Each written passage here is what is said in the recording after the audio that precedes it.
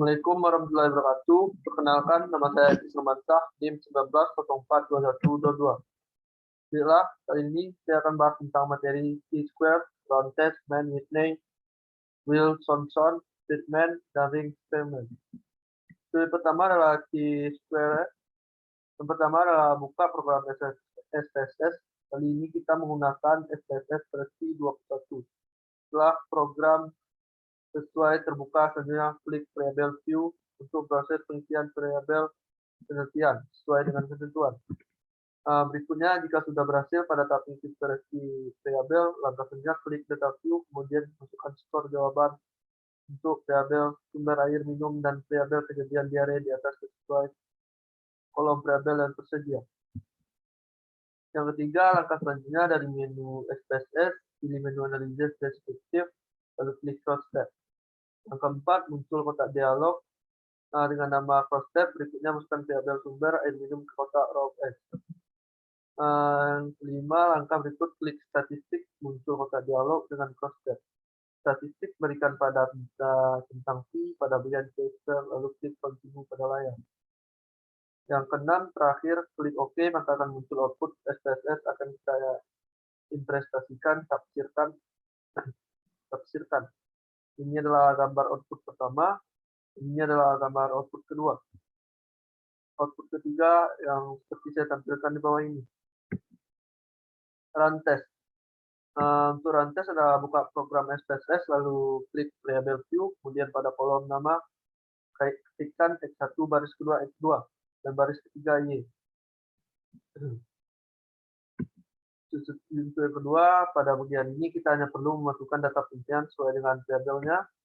Jika semua data sudah terinput dengan benar, selanjutnya dari menu SPSS muncul kotak dialog masukkan variabel X, Y, kontak dependen. Masukkan variabel code X1 dan STI X2 ke kotak independen.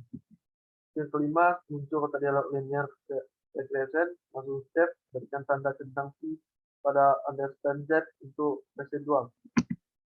Perhatikan pada bagian data view, muncul variabel baru dengan nama S sama, langkah selanjutnya adalah klik analisis, programmatic, test, legit sheet, dialog run. Yang ketujuh, muncul kotak dialog run test yang saya tampilkan. Sedangkan yang ke-8, jika sudah yakin benar, terakhir adalah klik OK. Untuk mengakhiri perintah, maka akan muncul output run test sebagaimana gambar berikut. Dasar pengambilan keputusan dalam uji run test adalah kita menganalisis hasil output SPSS. Di atas terlebih dahulu kita pahami dasar pengambilan keputusan dalam uji run test, yaitu jika nilai SSM. Yang kedua adalah sebalik jika nilai SSGMP. Man-Whitney. Yang pertama adalah buka lembar kerja baru SPSS, kemudian klik variable view.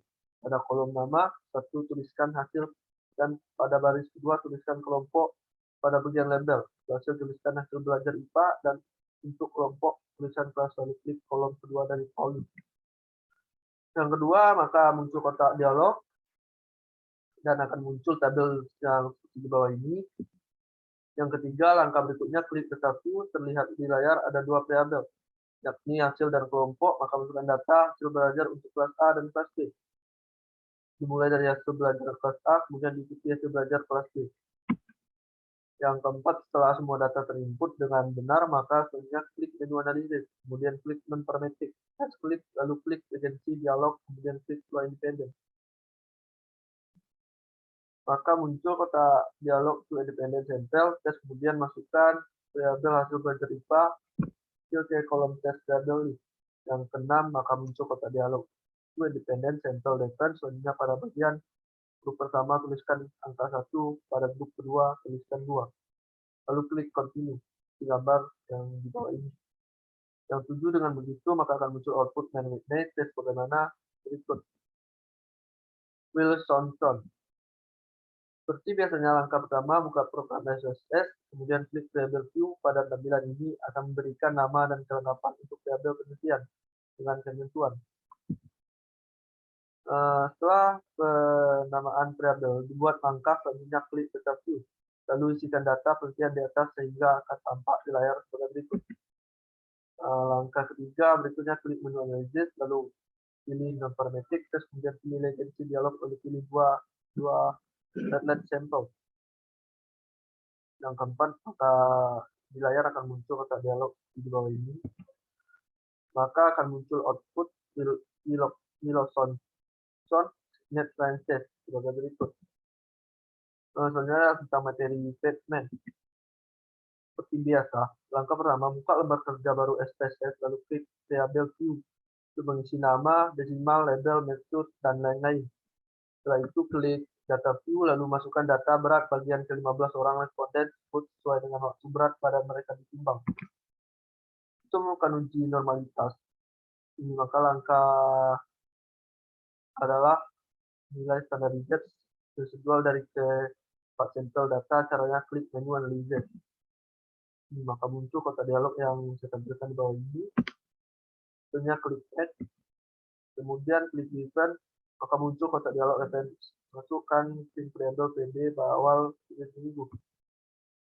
Selanjutnya klik save, muncul kotak dialog event mensur save berikut tentang fee pada standar, lalu klik continue dan oke.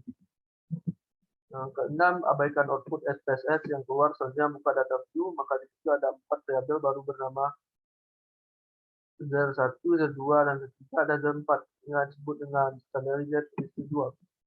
Dan klik menu analysis, maka muncul kotak dialog export. Plot, lalu beri tanda bintang pada normalitas. Selanjutnya klik continue, lalu klik OK. Maka akan muncul output TSS. Perhatikan output pada tabel test of normality. Lihat gambar di bawah. Pembahasan uji normalitas karena jumlah N yang dipakai dalam penelitian ini adalah 15 atau 15, maka pengambilan keputusan untuk uji normalitas mengacu pada nilai psi. Berdasarkan pembahasan uji normalitas di atas, diketahui bahwa ada 3 variabel yang memiliki nilai standardized residual tidak normal. Oleh karena itu, analisis data untuk penelitian ini sudah tepat menggunakan metode statistik non-parametrik dengan uji statement. Melakukan uji statement dengan SPSS, tentunya saya akan buka uji statement caranya dari menu SPSS yang saya tampilkan bawah ini. Muncul kotak dialog, tentunya masukkan variabel BB awal, BB minggu, BB bulan, dan BB tahun. Langkah 4, muncul kotak dialog, kemudian berikan tanda tentang fee pada deskriptif dan correct, lalu klik continue. Terakhir klik OK, akan muncul output SPSS dengan judul N4 test yang akan saya interpretasikan.